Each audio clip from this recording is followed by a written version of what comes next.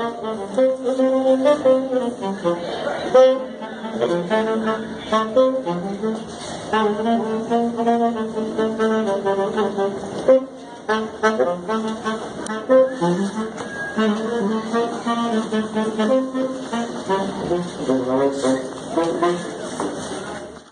lead-in. Okay. So, Hello. So we decided we're like, this is the 5th video now, like 5 videos in. yeah, we want to have this episode be a little bit about like who we are and what art we're into, because we end every episode with make more art. Do it together that time.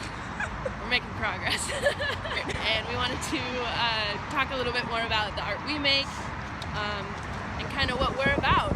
Yeah, like why we even say that, you know. Yeah. Is that even relevant? Always relevant. So, me, Ember's me as an artist. That's something, of course, I've really been exploring the past forever, I guess, but really like 4 years. I've really been delving a lot into like what kind of art I want to make.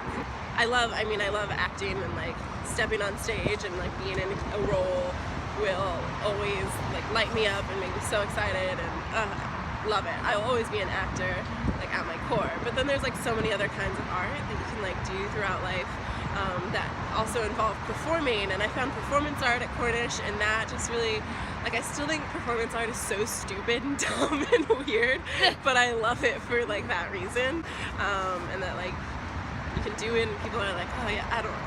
Performance art's wild. I love performance art.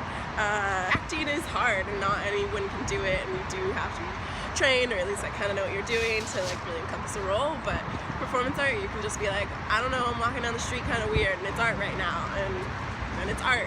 I'm actually part of a performance art duo called Moon and Ore. We're on a little hiatus right now, but Ore will be here soon, and then we'll be doing tons of cool stuff all the time. And also yoga is a big part of just me as a person, and the art that I create. And yoga also influences my art so much because of how it like changes me as a person and opens me as a person and makes me more present to the moment, and that I feel in turn makes me a better actor. And so I'm always also exploring how to bring yoga into my artistic, playful world. So that's kind of what I'm doing right now as an artist, is trying to bring together like my yoga practice and just the idea of play and being a weird and a human, and also performance, and then writing. And I love writing because that once again encompasses all humanness. To be a good writer, you have to pay attention to human life and the people around you to be able to create all these different characters. Yeah, so all that comes together for me, a big melting pot to make the artist that I am right now in this moment. It's a train. I also love trains, actually, so this is great.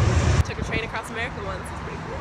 Anyways, yeah, so that's me as an artist. And then I find my passions lie a little bit more on the musical theater side. I am all around singing, dancing, acting. It started out actually with Shakespeare. I took one class and instantly was hooked. It's a lot of work to do Shakespeare, and they actually attempted to teach 12-year-olds how to do it. And I didn't really grasp it, but it was a good foundation stepping into that world of just like, it's not just talking on stage, you know, it's a lot of work. Also, that's so funny. My first play was Shakespeare, and I was 11. Well, not my first play, but my first like community theater play. I was like, yeah, it was Shakespeare, and I was 11. Nice. That's really What cool. show? The Tempest. Ah. And it was set in space. My first show was Midsummer Night's Dream. Dope. I was Philostrate. I was just a bosun, but I had the opening line in the show. Heck yeah. You know, the next summer I did musical theater, and it was like that great world that I experienced times 10, and it was so overwhelming. And so I decided to pursue a life just doing that, because I was like, literally nothing else in the world makes me this happy. And you know, when you feel that way at the age of 12, you also have all that stubbornness in you saying like, that's all I'm gonna do. So that's all what I committed to. So I'm writing. I write every day. I love to journal.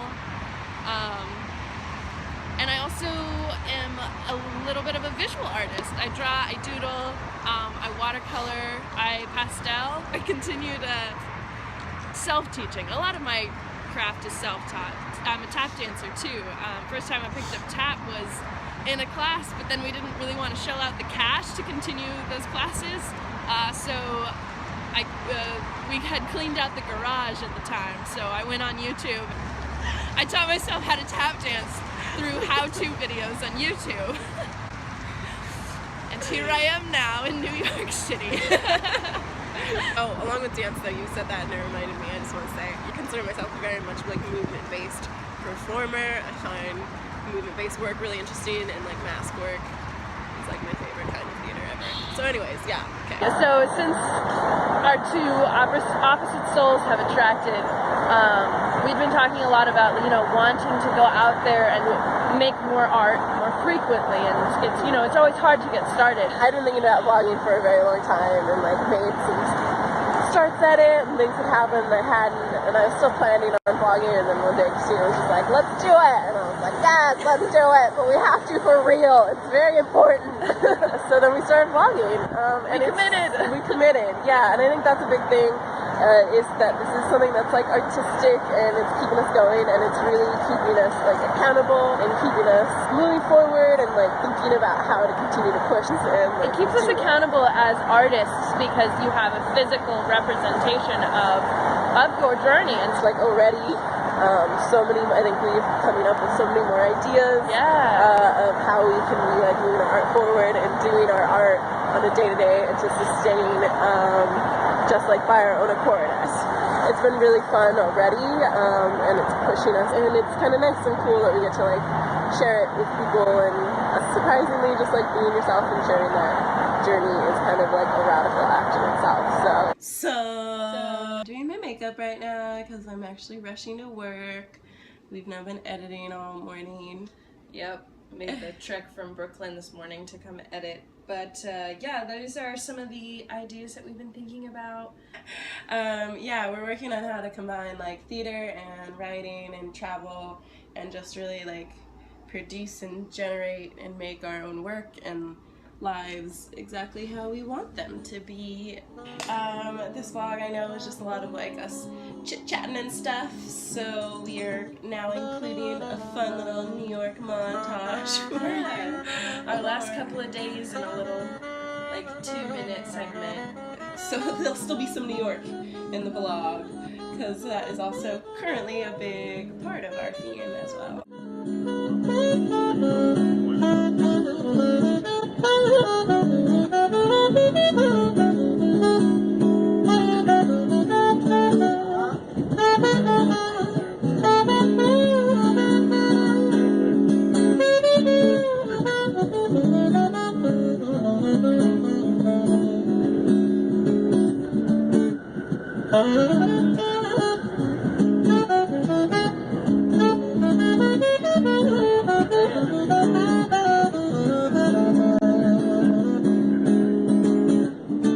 Sunday morning, rain is falling.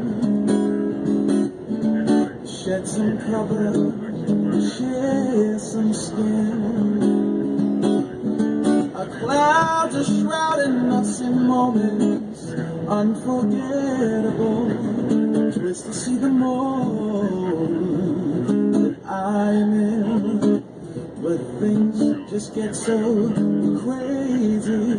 Living life gets hard to do. I'm glad to hit the road. Get up and go if I knew. Singing one day this way, lead me back to you.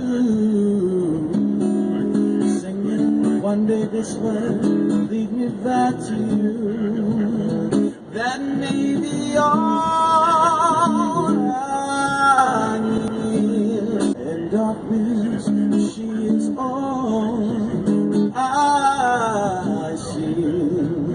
Come and rest your bones with me, driving slow on Sunday morning.